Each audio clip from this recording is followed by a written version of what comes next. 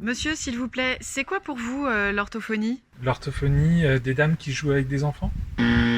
L'orthophoniste est un praticien de santé dont le métier consiste à prévenir, diagnostiquer et prendre en charge aussi précocement que possible les troubles de la communication, de la parole, du langage et des apprentissages.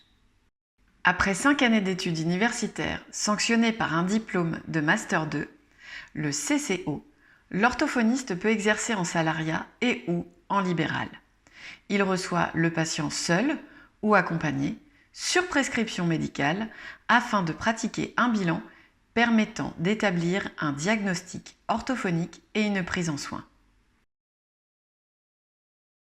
Chez l'enfant ou l'adulte, le bilan doit permettre d'évaluer si le patient présente des capacités en décalage avec ce qui est attendu typiquement au même âge, de poser le diagnostic orthophonique émis selon les termes de la nomenclature, de définir s'il y a nécessité de prise en soin et le plan de soins, et de déterminer le retentissement fonctionnel du trouble et les modalités d'intervention. Par exemple, s'il faut mettre en place des systèmes de compensation comme la communication alternative en utilisant des signes, des images ou des outils numériques. Skutch, Kutsch, Cavourcle, Kalfurt, Sichelonge, Silition. Allez, on continue. Spictre, Pitsk. Ok. Praspictus, Rapictus. Je vais vous montrer 3 images dans lesquelles je vais aussi vous montrer des détails. Je vais vous les laisser 2 minutes sous les yeux. Et je vais vous demander de me construire une histoire. L'accompagnement parental est l'ensemble des méthodes et démarches proposées aux parents afin de leur permettre de s'approprier et de jouer un rôle actif dans le soin de leur enfant. Cette intervention consiste à entraîner les parents à utiliser des stratégies efficaces pour soutenir le langage oral de l'enfant, comme reformuler sans faire répéter ou s'adresser à lui en utilisant ces outils de communication alternatifs.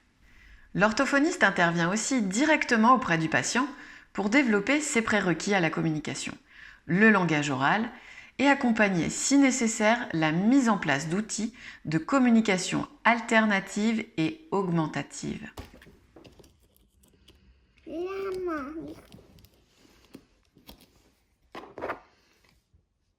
Je veux la voiture. Tiens. L'orthophoniste intervient dès qu'il y a une suspicion de difficultés dans les apprentissages, que ces difficultés soient primaires, ceux qu'on appelait les 10, ou secondaires à un autre trouble développemental. Son, tu l'écris comment? S-O-N-T. Attention. Ouais. Amoureux. A-M-O-U-R-U-X. Très bien. L'intervention orthophonique peut être nécessaire à tout âge de la vie, selon l'évolution du trouble et son retentissement sur le fonctionnement de la personne. Certaines difficultés émergent tardivement, en fin d'adolescence ou à l'âge adulte. Par exemple, c'est le cas des difficultés de pragmatique du langage.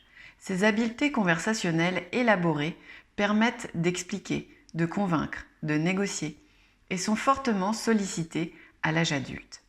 Cela peut être aussi une reprise de soins lorsque la personne éprouve de nouveau des difficultés. L'intervention orthophonique consiste alors à élaborer un plan de soins conjointement avec le patient avec un objectif fonctionnel. L'interdiction de Pékin pose aussi un épineux problème aux entreprises chinoises du recyclage, extrêmement dépendantes des déchets occidentaux. Cela va devenir difficile de travailler, admet Zhang Jingliang, propriétaire d'une société de traitement des déchets plastiques. Entre les kilomètres et les kilomètres carrés. Les kilomètres carrés, ça va être une surface, C'est bien. toute une surface, alors que les kilomètres, ça va peut-être être un peu comme quand on calcule plus un périmètre, donc je sais pas. L'orthophoniste peut aussi organiser des actions de prévention, d'éducation sanitaire ou de dépistage.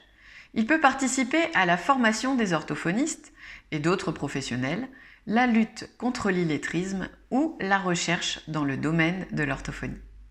Dans le cadre des troubles neurodéveloppementaux, l'orthophonie traite donc les troubles de la communication, du langage, de la cognition mathématique, de la parole. L'orthophonie traite aussi les troubles de la voix, les fonctions oromyofaciales, y compris les troubles de l'oralité à tout âge. Et l'orthophonie intervient aussi lorsque les troubles sont consécutifs à d'autres pathologies, en ORL ou en neurologie.